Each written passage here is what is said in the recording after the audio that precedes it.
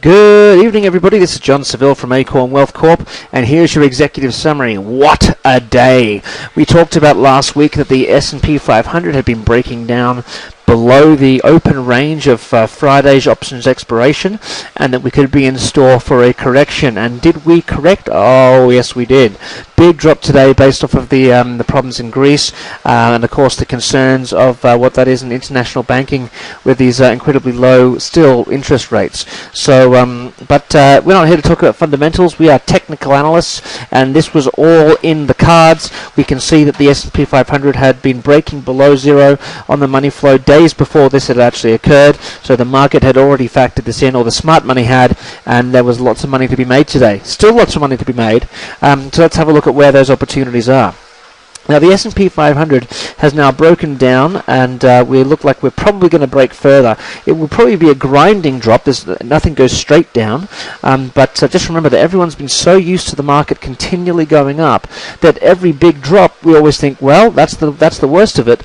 That's not always the case. Obviously 2008 showed us that, but just as markets can continue going up, they can also continue going down. So let's have a look at kind of the recent low of the market of October. That's where we went from making lower lows to higher lows, and from lower highs to higher highs.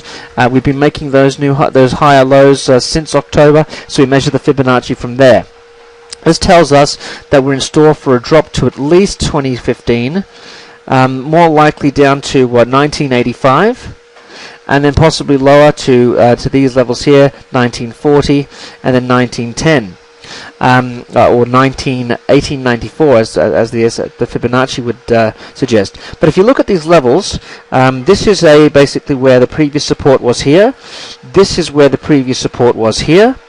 And if you also have a look at what this drop was back here in October, that was a 10% drop we had from the high to the low, and a lot of the corrections have been like that. So if we look at another 10% drop here in the market from the high to low, then we should see that also comes into place exactly to where that same level would be previously and around where that Fibonacci is. So some interesting levels here where we could possibly drop to, and the money flow certainly now making new lows since basically, what are we at, negative 13?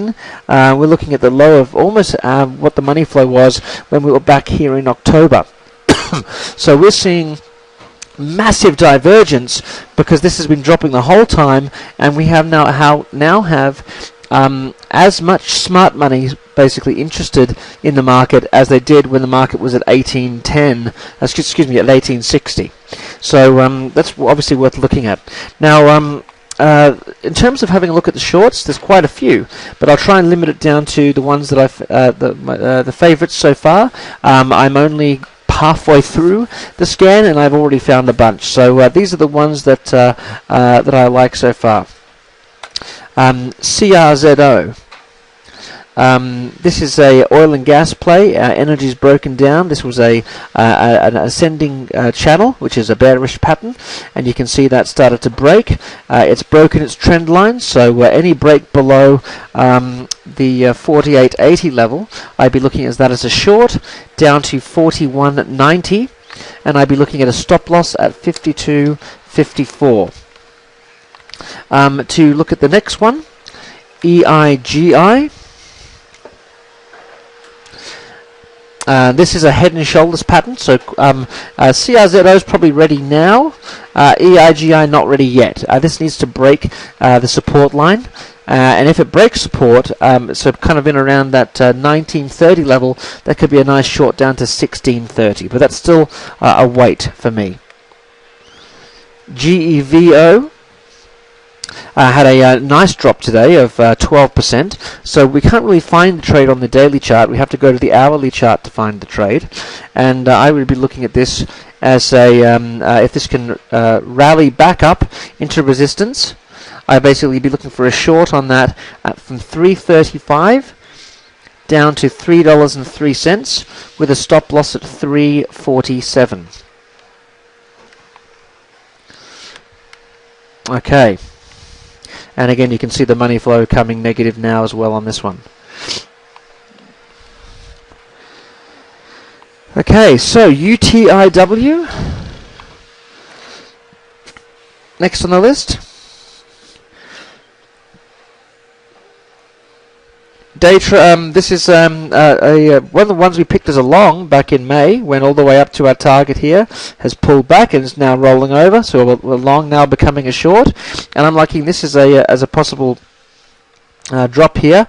I'd like to see a bit of a rally, so looking at around 962 is the entry criteria I'm looking for on there, and I mean possibly higher, could get as high as this kind of previous resistance at 977, so but like 962, 964 let's say, and then looking for a target of down here to $9.03.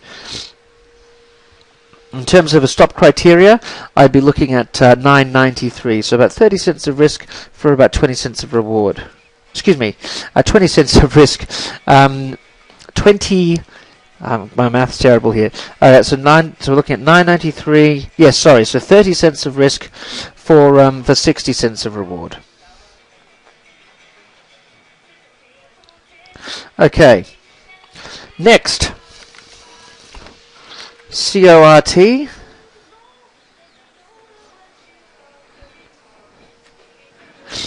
So UTIW, not as good risk reward as some of those other ones, but let's have a look here. We've got CORT. Now this is a therapeutics company. These ones are getting slammed. This is looking like if it could possibly rally up here to around the $6 mark. What was the high today? 608, so kind of as much as 603 would be a good entry I'd be looking for. Or it could just be a break of today's low of say 577. Now, either or, this is a therapeutics and could have a nasty sell-off. This doesn't seem very strong support, so this could have a reasonably decent breakdown to at least the low here of 546. So, but this is something that I would, as with a lot of these other ones, just kind of lower the stop loss as the trade hopefully continues to drop. So for a stop criteria on this one, I'd be looking at above the moving average at 634.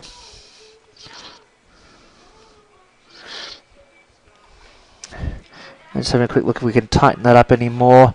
Got the 5-day here. Yeah, so actually no, I'd go above the 5-day. So I'd actually be looking at 624.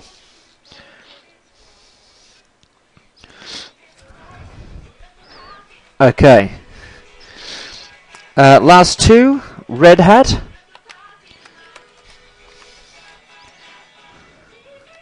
So you can see Red Hat, this is a bit of a weight as well.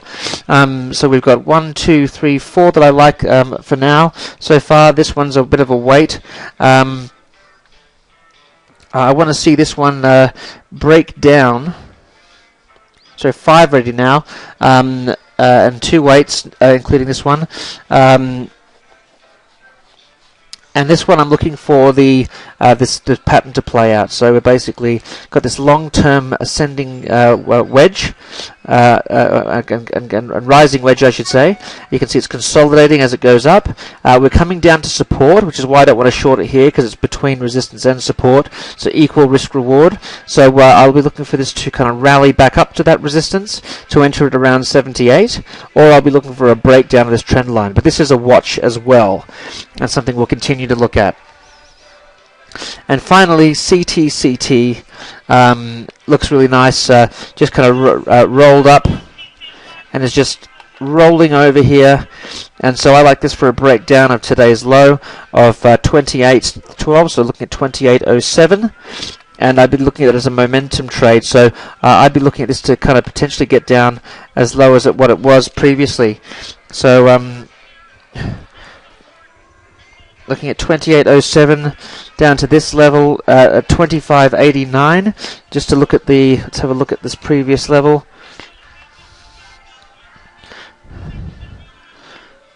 So we're looking at basically, I mean, the first stopping point is going to be this previous support, I think, so 26, let's go 26.62.